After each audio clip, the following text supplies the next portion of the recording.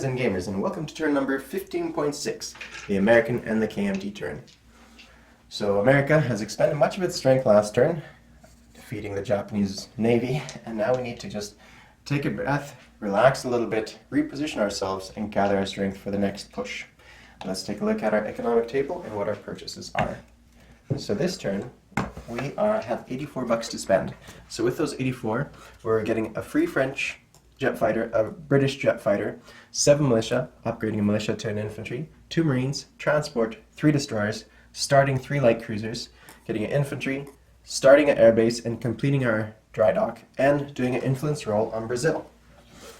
We're doing strategic rockets, radar, improved factories, attack transports, and advanced submarines. I don't really know what to get, so advanced submarines it is. So that's what it is. That's all it is. So here we go. Let's roll this out. So I see I've only made 2 successes. I've gotten radar and I've gotten advanced submarines of all things. So attack transports and everything else. So just those 2 up there. So our strategic rockets go up to stage 3 and our advanced submarines have made a presence on the board at stage 1. So that's what's occurring. Now let's roll for our influence roll. Oh, 7.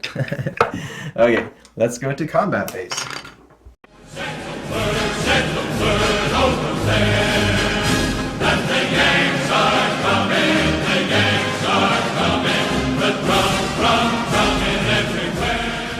We're moving our entire fleet here to shore bombard Korea. So let's just do that quickly. Now, while I do that, I want to talk to you about kamikazes. Now, if memory serves, now my memory could be fuzzy, and it is early morning, so I could be wrong. But if I understand it, kamikazes can be used, you have 6 kamikazes to use during the entire course of the game, and you can use them in defensively, well, you can use 2 each calendar year, not each turn, but each calendar year. So it is currently July 1943, and the Japanese have used their kamikazes this turn already. So my thinking is they can't use them offensively or defensively because they've already used them thus far. So I could be wrong in that. Maybe they can use them defensively. Regardless, we're still doing this move right here. Okay, we're shore bombarding this area, and what we're bringing into the area is these units here. So that's 3 infantry and 1 light tank. They coming from Philippines and Formosa.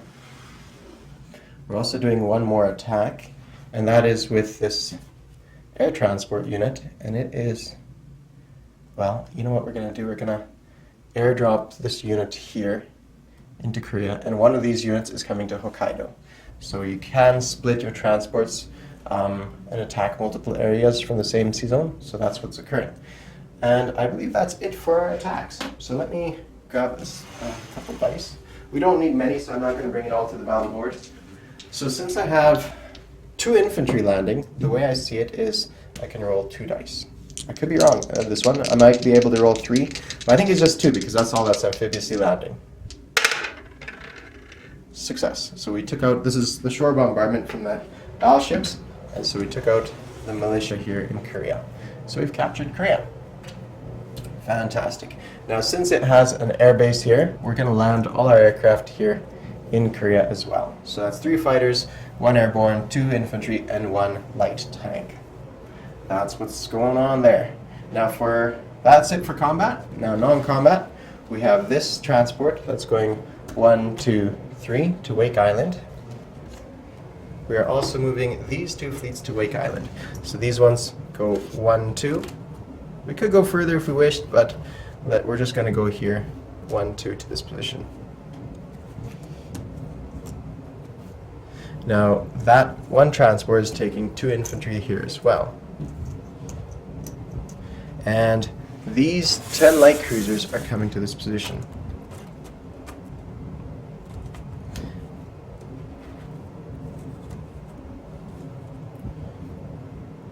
Yes, so I have 2 transports here, 10 light cruisers, 2 battleships. That's what's sitting in that sea zone. All right. 1, 2, 3, 4. Yeah, that's what's going on here. So we have a pile of ships here, plus an Anzac carrier aircraft. Now, The question is, can these reach that position, the Anzac? Can it rest on a carrier and just be carried along?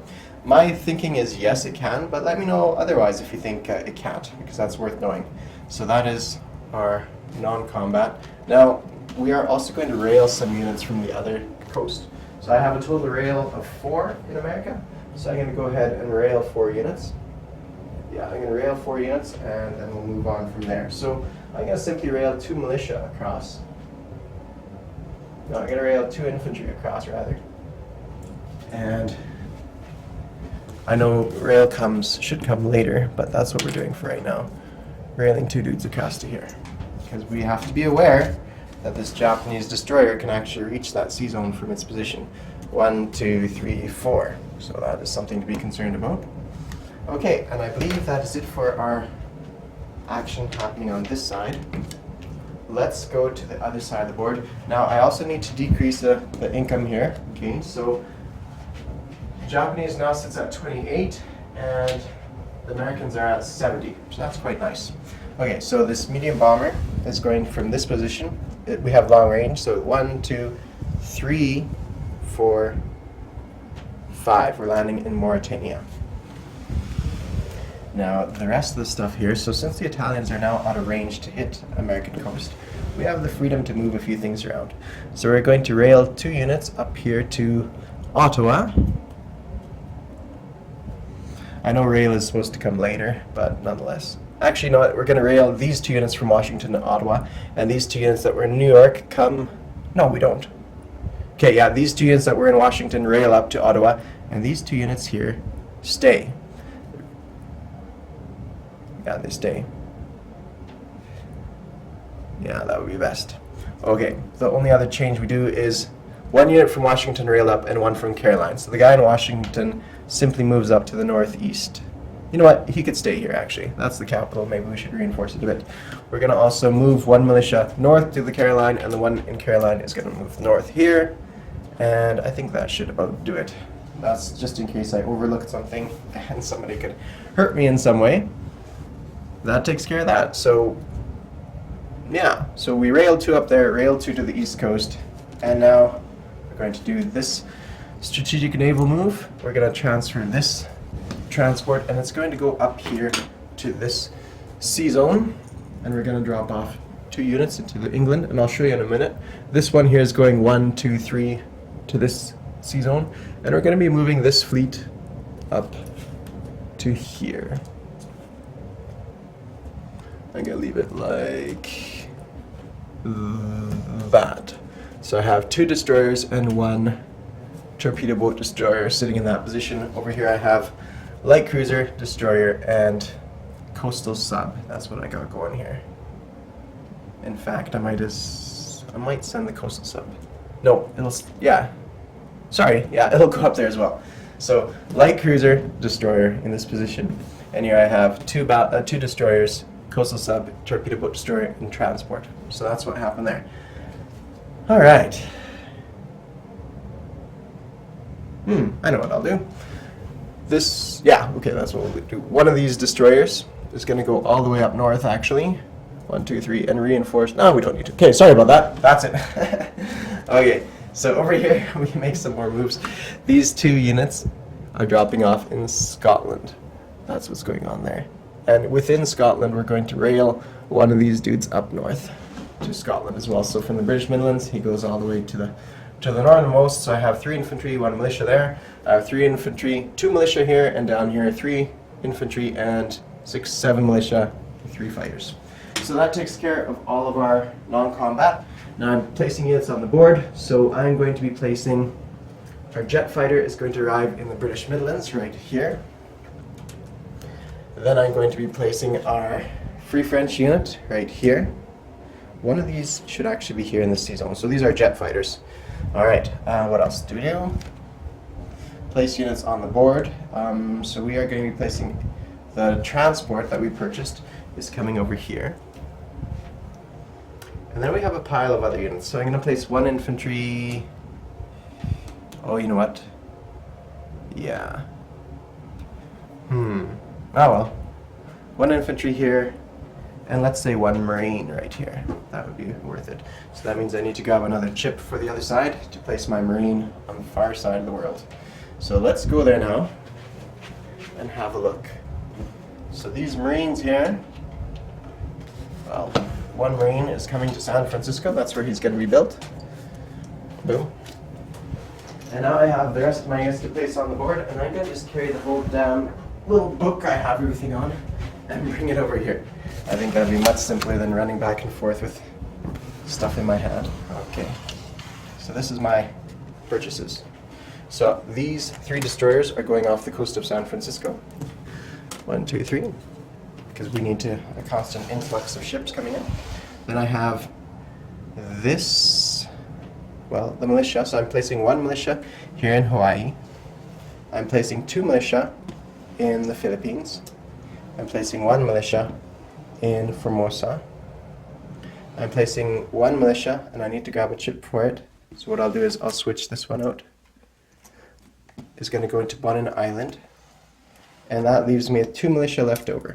So I'm going to place 1 in, I don't think I need to reinforce Wake. Wake is pretty strong.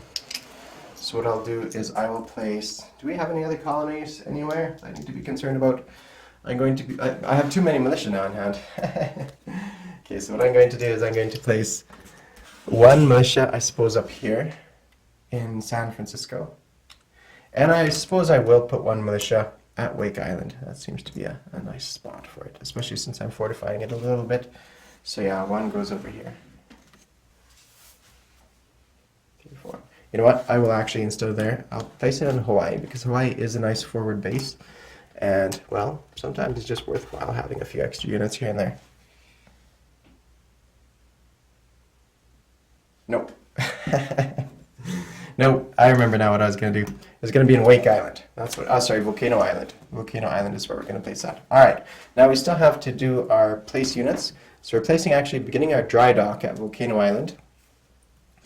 And we are completing our airfield here as well. Sorry, I meant to say the other way around. Volcano Island is going to get the airbase, and over here we're completing our dry dock. That's what it is. Boom.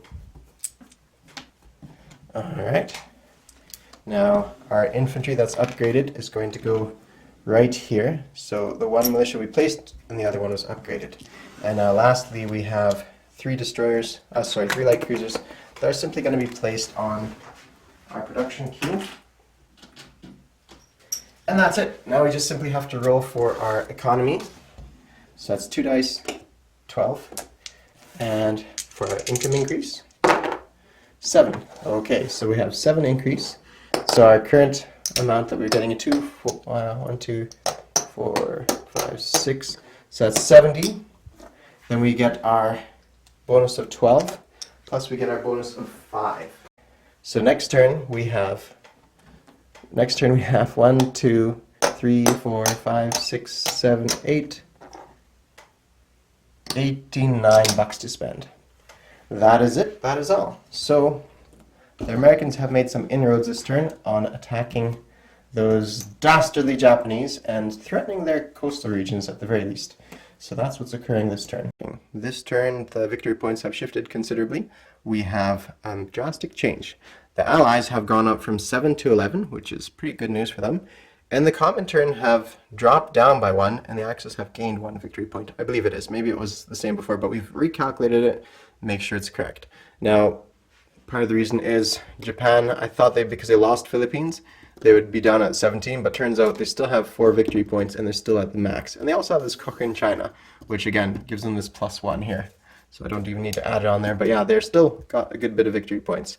Italy is maxed out. Japan get everything they can get except for this more than 50 buck income. The Italians are maxed out. The Germans are maxed out, except for the controlling Moscow and 2 other cities. The Russians are almost maxed out. They just need to control East Poland, Lubelski, Karjala, Lithuania, Latvia, Estonia, and this one down here is for their tech that they need to roll. So they don't have that one. So they're almost maxed out. They're just short 2 victory points. But the CCP have actually lost a victory point because there's now non-Chinese land units in continental China. So with the advance of Soviet units in China, the CCP have lost a victory point. Hence why they're sitting at 17 and no longer tied with the Axis. Now the Allies, we have to also keep in mind that you're counting victory cities as well. So this one, I'm not even sure if I get it anymore because I don't control London. So this is actually probably going to be 10 victory points. Now that I look at it, 10 victory points. So that's 1, 2, 3, 4, 5, 6, 7, 8, 9, 10. And I don't even get that, so I'm down at 9. Alright, so scratch that out. We're at 9, and I dropped that piece of paper.